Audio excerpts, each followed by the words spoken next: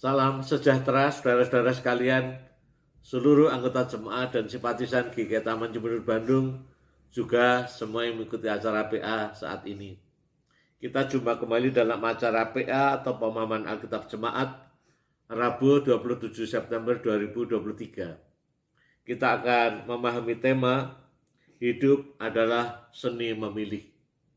Baiklah, kita mulai dengan menyanyi dari NKB 211, bait 1, kedua, dan ketiga.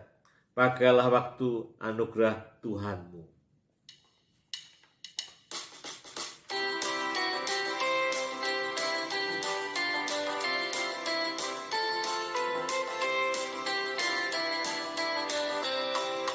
Pakailah waktu anugerah Tuhanmu, hidupmu singkat bagaikan kembang.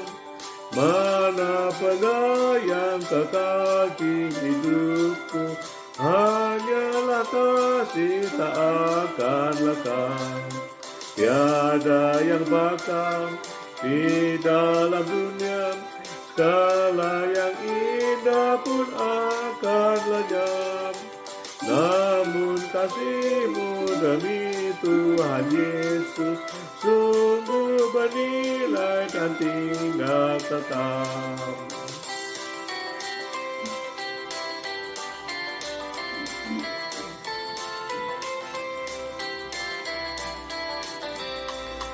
Jangan menyia-nyiakan waktumu, hibur dan tolonglah yang terkelum. Biarlah lampumu terus bercahaya, muliakanlah Tuhan di hidupmu. Tiada yang bakal di dalam dunia, segala yang indah pun akan lenyap. Namun kasih-Mu demi Tuhan Yesus sungguh bernilai dan tinggal tetap.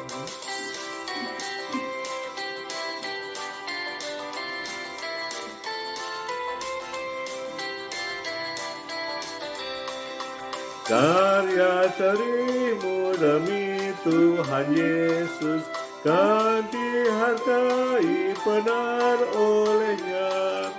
Kasih yang sudah Kau tabur di dunia, nanti Kau tuai di surga mulia. Tiada yang bakal di dalam dunia, segala yang indah pun akan lenyap. Namun kasih-Mu demi Tuhan Yesus sungguh bernilai dan tinggal tetap.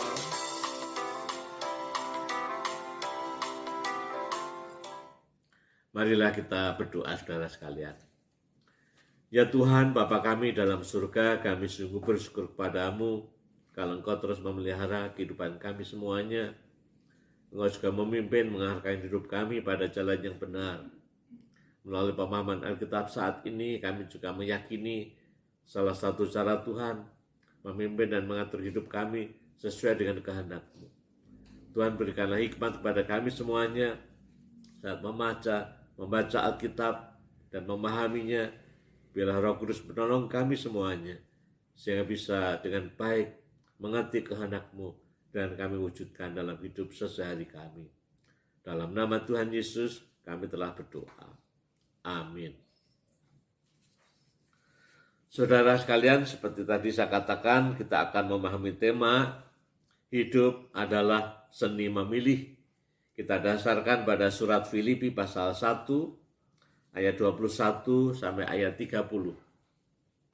Kita buka Alkitab kita, Filipi pasal 1 ayat 21 sampai dengan ayat 30. Saya membaca Alkitab LAI yang edisi kedua. Ya, mungkin ada beberapa istilah yang tidak sama persis, tapi maknanya sama. Filipi 1 ayat 21 sampai dengan ayat 30. Sesungguhnya bagiku hidup adalah Kristus, dan mati adalah keuntungan. Namun jika aku harus hidup di dunia ini, itu berarti bagiku bekerja memberi buah. Jadi mana yang harus kupilih aku tidak tahu. Aku didesak dari dua pihak. Aku ingin pergi dan tinggal bersama Kristus. Hal itu memang jauh lebih baik. Namun, lebih perlu tinggal di dunia ini karena kamu. Dengan yakin aku tahu tentang hal ini. Aku akan tinggal dan akan bersama lagi dengan kamu sekalian. Supaya kamu makin maju dan bersuka cita dalam iman. Sehingga kemegahanmu dalam Kristus Yesus makin bertambah karena aku. Apabila aku kembali kepada kamu, hanya hendaklah hidupmu berpadanan dengan Injil Kristus, supaya apabila aku datang, aku melihat, dan apabila aku tidak datang, aku mendengar, bahwa kamu telah teguh berdiri dalam satu roh, dan sehati sejiwa berjuang untuk iman yang timbul dari Injil, tanpa digentarkan sedikit pun oleh lawan-lawanmu. Bagi mereka semuanya itu adalah tanda kebinasaan, tapi bagi kamu tanda keselamatan, dan itu datangnya dari Allah. Sebab kepada kamu dikaruniakan, bukan saja untuk percaya kepada Kristus, melainkan juga untuk menderita bagi Dia. Dalam pergumulan yang sama seperti yang dahulu kamu lihat padaku, dan yang sekarang kamu dengar tentang aku. Demikianlah pemberitaan firman, berbahagia kita membaca dan memeliharanya dalam kehidupan kita. Saudara sekalian kami kasih dalam Kristus, hidup tidak lepas dari memilih dan memilih, atau dengan kata lain, hidup adalah bagaimana kita membuat pilihan-pilihan. Di antara banyak kemungkinan kita harus membuat pilihan. Dan pilihan-pilihan itu ada yang relatif mudah, sederhana, dalam arti tidak kompleks, tidak banyak yang kita pertimbangkan, dampaknya juga tidak panjang, dampaknya juga tidak besar. Ya, misalnya pilihan soal nanti malam mau makan apa, ya, makan di mana. Habis kebaktian Minggu mau pergi kemana? Hari ini Sabtu, besok Minggu kita berpikir besok kebaktian jam berapa, mau pakai baju apa dan seterusnya. Itu relatif pilihan yang relatif sederhana. Ya, tidak banyak yang terlalu dipertimbangkan, dampaknya juga tidak besar. Tapi ada pilihan-pilihan yang berdampak besar, yang kompleks, yang berdampak jangka panjang. Banyak hal yang harus kita pertimbangkan, dan juga menyangkut jangka panjang. Misalnya pilihan soal pacar, ya, calon suami, calon istri. Ini suatu pergumulan untuk menentukan pilihan yang nggak mudah. Karena bagi kita, orang percaya, kalau sudah menikah ya sekali seterusnya, tidak ada coba-coba, tidak ada cerai. Maka harus dikumpulkan betul dan putuskan dan akhirnya dipilih. Apakah kita yakin kehendak Tuhan pasangan kita itu. Juga contoh lain, misalnya setelah kita lulus SMA, kita harus juga menentukan pilihan. Mau ambil jurusan apa, fakultas apa, karena akan menyangkut nanti masa depan kita bekerja di bidang apa dan seterusnya. Jadi saya kira dalam hidup ini ada banyak pilihan-pilihan yang bisa relatif gampang, tapi juga bisa relatif sulit. Ya. Kita sekarang akan belajar dari Rasul Paulus, bagaimana Rasul Paulus membuat pilihan dalam hidupnya. Dan dari pengalaman Rasul Paulus ini kiranya bisa menginspirasi kita, bisa hidup lebih baik lagi, ya, sesuai dengan kehendak Tuhan. Bagaimana Rasul Paulus membuat pilihan-pilihan hidupnya, tentu kita dasarkan pada Filipi pasal 1 ayat 21 sampai 30 yang kita baca tadi. Yang pertama, saudara sekalian, bagi Rasul Paulus yang sangat mendasar sekali, yang sangat fundamental sekali adalah soal iman, soal kepercayaan. Paulus telah mengalami pengalaman spiritual yang luar biasa dalam hidupnya, yang mengubah hidupnya, yaitu saat dia dijumpai oleh Tuhan Yesus. Hal ini diceritakan di dalam surat Kisah Para Rasul pasal 9 ayat 1 sampai dengan 19. Di sana dikatakan Paulus sebelum bertobat, sebelum dijumpai oleh Tuhan Yesus, Paulus dengan semangat yang sangat menyala-nyala, ingin membunuh, menangkap murid-murid Tuhan Yesus, orang-orang Kristen. Bahkan Paulus minta surat kuasa dari imam-imam besar supaya ia punya legalitas dengan leluasa menangkap orang-orang Kristen. Selanjutnya apa yang terjadi? Ternyata rencana Paulus berbeda dengan rencana Tuhan. Di tengah jalan dalam perjalanan menuju ke Damsyik itu, Tuhan Yesus menjumpai Rasul Paulus. Hal ini diceritakan dalam Kisah pasal 9 ayat 3-8. Saya akan membacakan biar lebih agak jelas bagaimana pengalaman Paulus itu. Saudara juga bisa membuka Alkitab, Kisah 9 ayat 3-8. Dalam perjalanannya ke Damsyik, ketika ia sudah dekat kota itu, tiba-tiba cahaya memancar dari langit mengelilingi dia. Saya mengelilingi Paulus. Ia rebah ke tanah dan mendengar suara yang berkata kepadanya, "Saulus, Saulus, mengapa engkau menganiaya aku?" Jawab Saulus, "Siapakah engkau, Tuhan?" Katanya, "Akulah Yesus yang kau aniaya itu. Tetapi bangunlah dan pergilah ke dalam kota. Di sana akan dikatakan kepadamu apa yang harus kau perbuat." Teman-teman perjalanannya pun termangu-mangu, karena mereka memang mendengar suara itu, tetapi tidak melihat seorang pun. Saulus bangkit berdiri, lalu membuka matanya, tetapi ia tidak dapat melihat apa-apa. Mereka harus menuntun dia masuk ke Damsyik.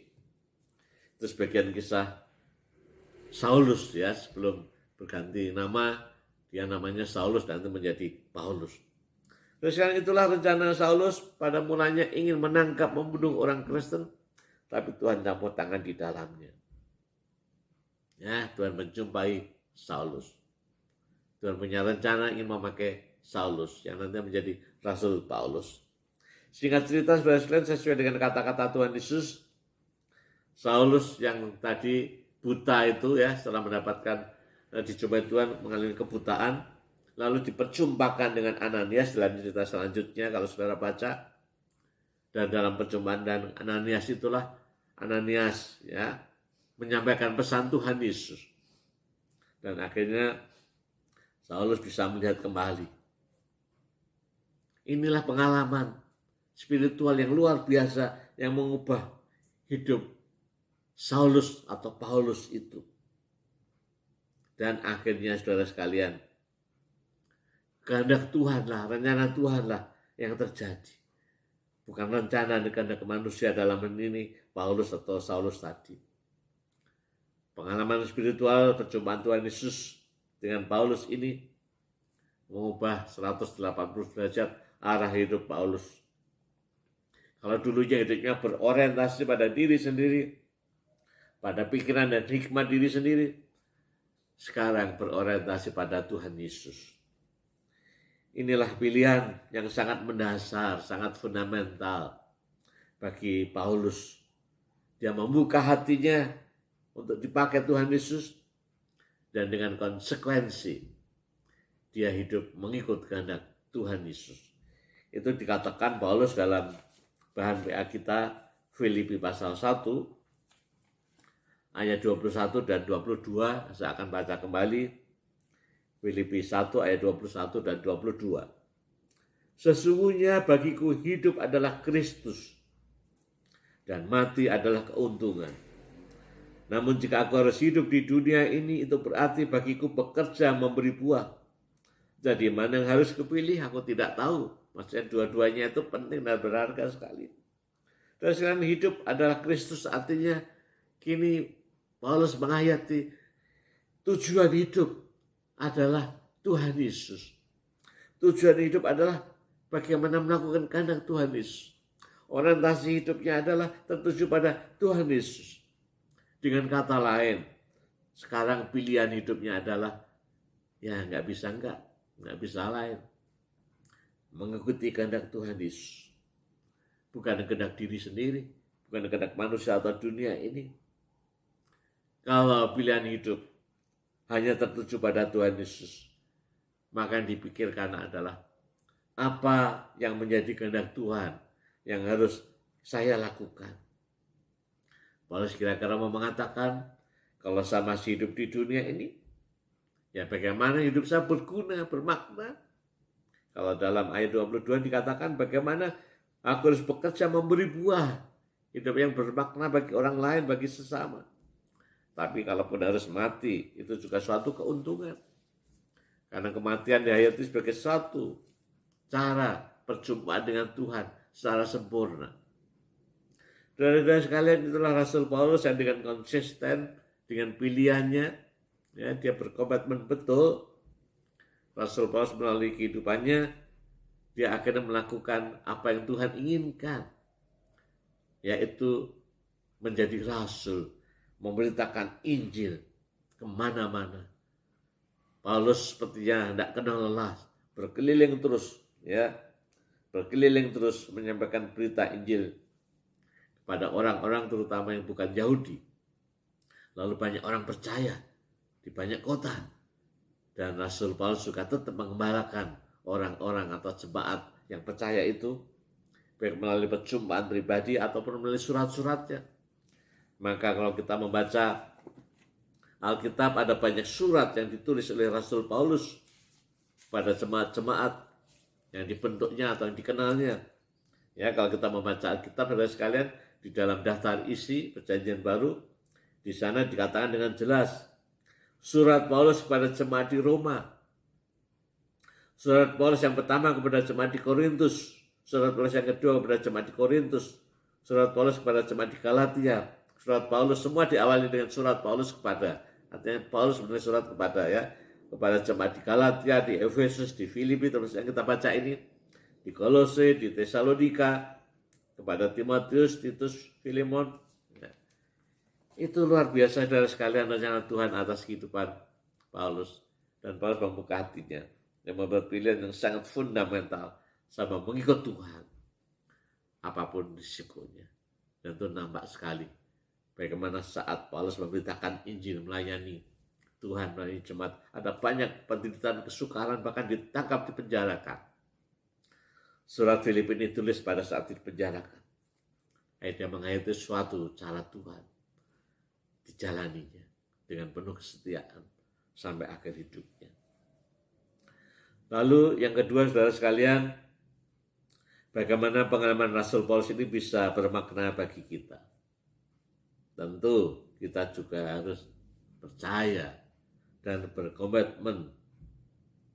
Saya percaya kepada Tuhan Yesus yang sudah menyelamatkan saya, sudah memanggil dan memilih saya. Karena Tuhan sudah memanggil dan memilih saya, menyelamatkan saya, maka saya meresponnya dengan membuat pilihan yang sama. Oke Tuhan, saya mau menerima Engkau sebagai Tuhan dan Juru Selamat saya.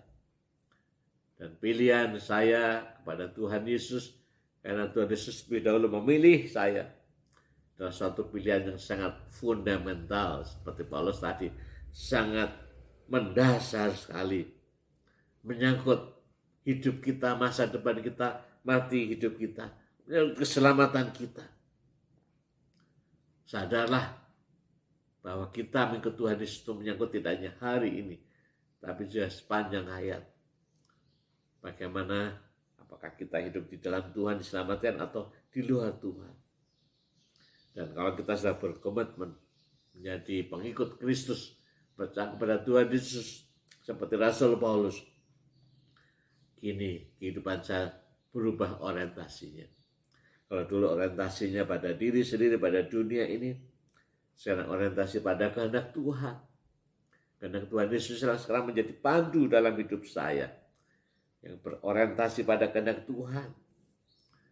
Secara konkret, saudara sekalian, saya setelah percaya dan mengikut Tuhan Yesus, ya, saya selalu bertanya, apa ya Tuhan Yesus yang Tuhan inginkan dalam hidup saya?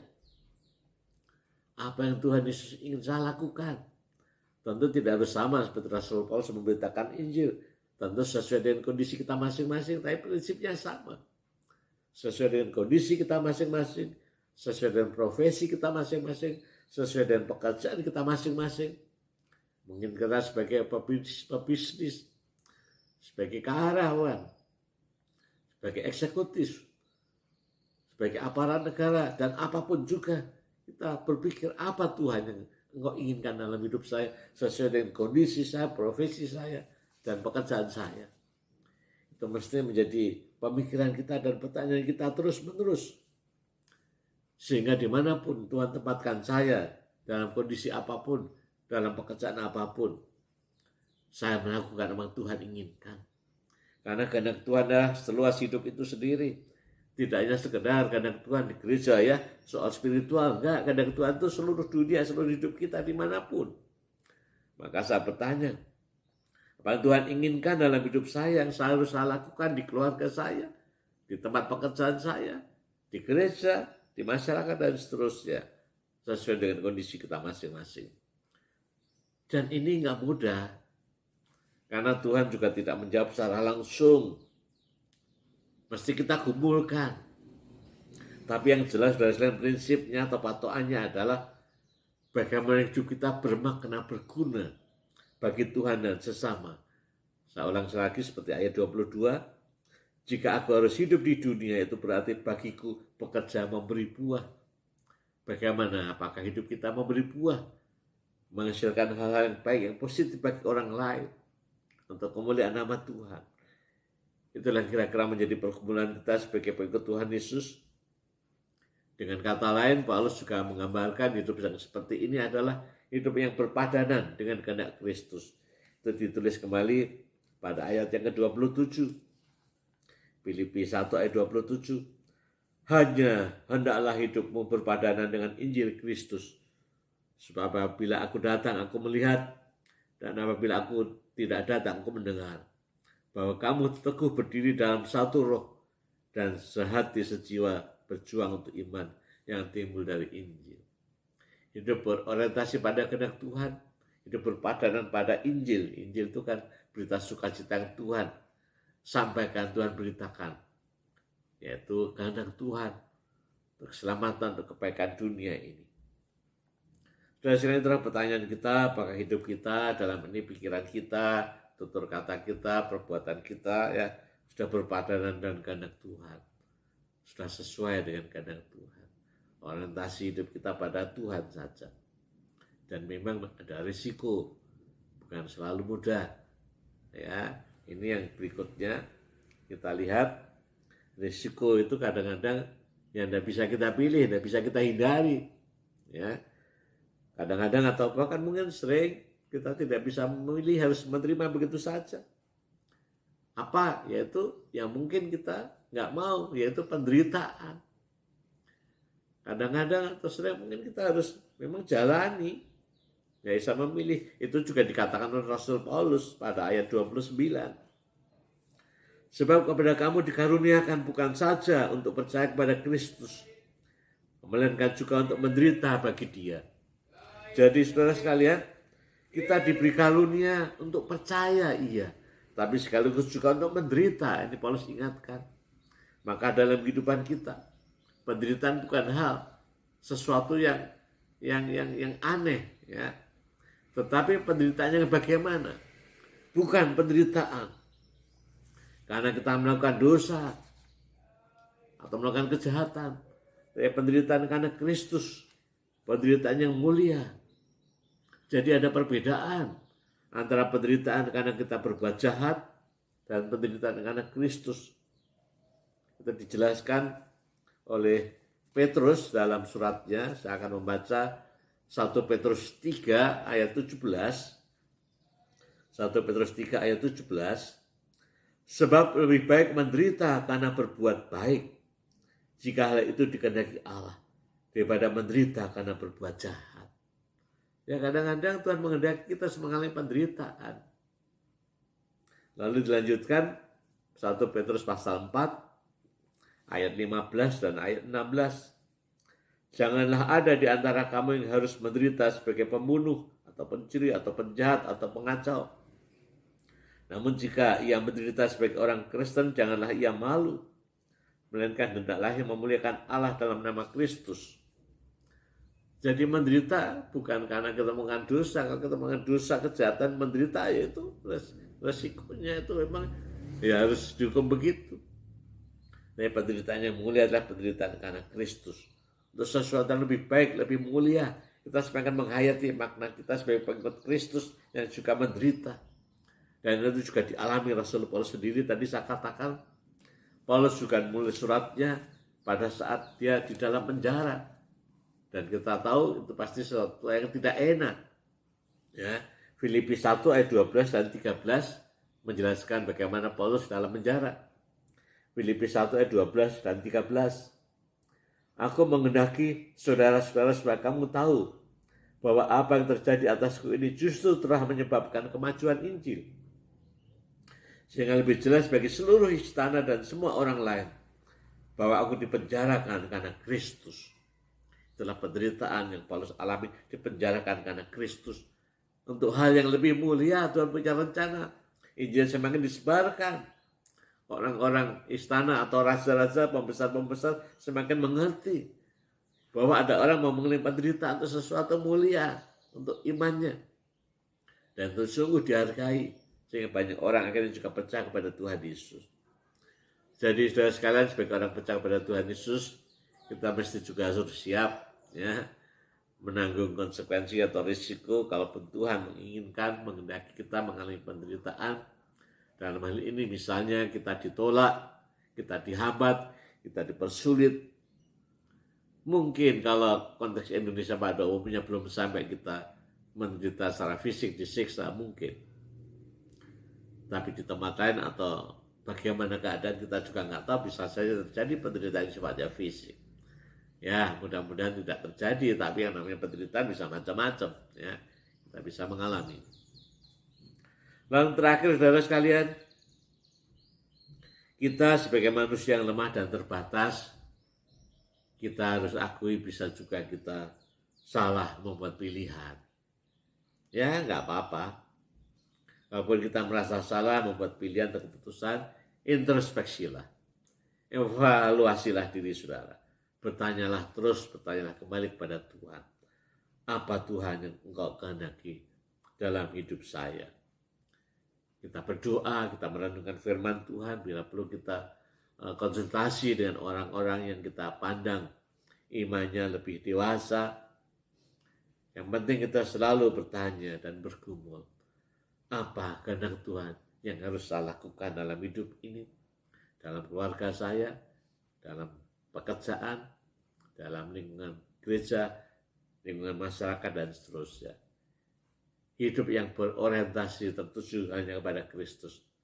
Selalu berpikir dan bergumul, apa kehendak Tuhan yang harus saya wujudkan secara nyata dalam kehidupan sehari-hari kita, melalui pikiran kita, kata-kata kita, dan perbuatan kita. Dan sekalian itulah yang menjadi tema utama, pesan utama dalam PA saat ini. Kita hidup membuat pilihan, tapi kiranya pilihan yang tepat, yang sesuai dengan kehendak Tuhan yang kita lakukan.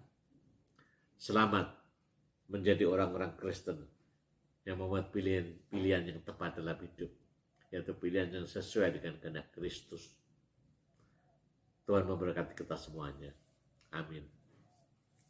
Mari kita masuk di dalam doa syafaat. Kita berdoa. Ya Tuhan, Bapa kami dalam surga, kami bersyukur kepadamu kalau Engkau sudah memimpin kami semuanya melalui PA saat ini. Engkau mengingatkan kami kembali, kami sebagai orang yang percaya kepada Tuhan, yang beriman kepada Tuhan. Tuhan sudah memilih dan memanggil kami, dan kami meresponnya dengan positif dan penuh sukacita. Kami mau mengikut Kristus. Kiranya ini benar-benar kami hayati, bukan sekedar pengakuan secara mulut, tapi menyangkut hati dan keseluruhan hidup kami. Artinya kami mau hidup seturut dengan kehendak-Mu, berorientasi pada Kristus yang kami ikuti. Tolonglah Tuhan, berikanlah hikmat kepada kami untuk terus bertanya apa yang Kristus inginkan dalam hidup kami, baik di rumah, lingkungan keluarga, lingkungan pekerjaan, lingkungan gereja, bahkan masyarakat dan dimanapun. Sehingga nyata yang kami pikirkan, kami katakan, kami lakukan sesuai dengan kehendak-Mu. Walaupun sering ada risiko di dalamnya, risiko yang tidak enak. Tapi kami percaya Engkau menyertai kami semuanya, menopang dan menguatkan kami. Berikanlah kami hikmat untuk membuat pilihan-pilihan yang tepat, yang sesuai dengan kehendak Tuhan. Kami berdoa untuk seluruh anggota jemaat, simpatisan GKI Taman Jemberut Bandung khususnya, juga yang mengikuti PA saat ini. Tuhan berkati mereka semuanya. Kiranya Tuhan juga menopang mereka, sehingga mereka juga terus kehidupan spiritualnya bertumbuh dan berkembang. Hidup yang berbuah-buah sesuai dengan kehendak-Mu. Bukan hidup mengikuti diri sendiri atau dunia ini, tapi hidup mengikuti kehendak Tuhan. Tuhan, kami juga bersyukur kepadamu bahwa hari Minggu depan, tanggal 1 Oktober, Engkau mengundang kami dalam perjamuan kudus. Tuhan, kami bersyukur Engkau telah mati dan bangkit untuk kami, supaya kami mendapatkan kehidupan. Tuhan, siapkan kami semuanya dalam mengikuti perjamuan kudus ini. Kami juga bersyukur dan berdoa di bulan depan, Oktober ini juga di gereja kami khususnya dilaksanakan bulan keluarga. Kiranya Tuhan berkati serangkaian acara yang sudah Tuhan siapkan ini. Melalui panitia Tuhan berkati, sehingga bulan keluarga boleh bermakna bagi jemaat, semakin membangun keluarga kami masing-masing, juga gereja sebagai keluarga. Terima kasih ya Tuhan, adalah doa kami semuanya. Panjatkan dalam nama Tuhan kami, Yesus Kristus, Juru Selamat kami. Amin. Saudara-saudara, cukup sekian PA kita. Tuhan memberkati kita semuanya. Amin.